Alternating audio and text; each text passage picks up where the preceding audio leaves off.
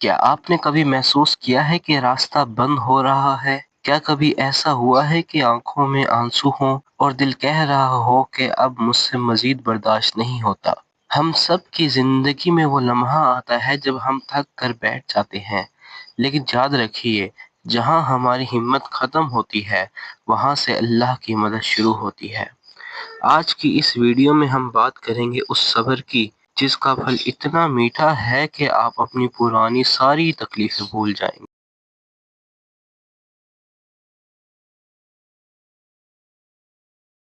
دنیا ہمیں ٹھکرا سکتی ہے، لوگ ہمیں بھول سکتے ہیں، لیکن وہ ذات جو رگوں سے زیادہ قریب ہے وہ کبھی تنہا نہیں چھوڑتی۔ جب آپ رات کے اندھیرے میں روتے ہیں تو وہ فرشتوں سے کہتا ہے، دیکھو میرے بندے کو، اسے مجھ پر کتنا یقین ہے۔ مشکل وقت اس لیے نہیں آتا کہ آپ کو تباہ کیا جائے، بلکہ اس لیے آتا ہے کہ آپ کے اندر کے ہیرے کو تراشا جائے۔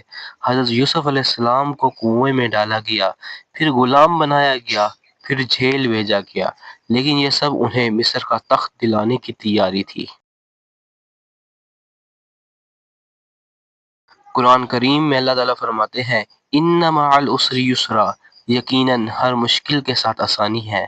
اللہ نے بعد میں نہیں کہا، ساتھ کہا ہے، مطلب جب مشکل آتی ہے تو اس کی چابی بھی ساتھ ہی بھیج دی جاتی ہے۔ آپ کی دعا رد نہیں ہوئی، بلکہ وہ پروسیس میں ہے۔ شاید اللہ آپ کو وہ نہیں دے رہا جو آپ مانگ رہے ہیں، کیونکہ وہ آپ کو وہ دینا چاہتا ہے جس کی آپ نے تمنا بھی نہیں کی ہوگی۔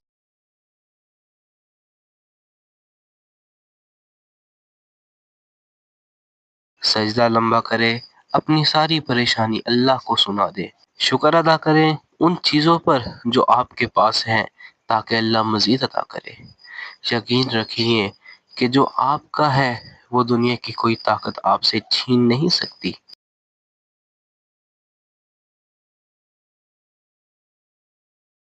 اللہ سے دعا ہے کہ وہ ہمارے دلوں کو سکون عطا فرمائے اور ہماری مشکلات کو آسان کرے۔ اگر آپ کو لگتا ہے کہ یہ بات کسی اور کے دل کو تسلی دے سکتی ہے تو اس تک ضرور پہنچائے۔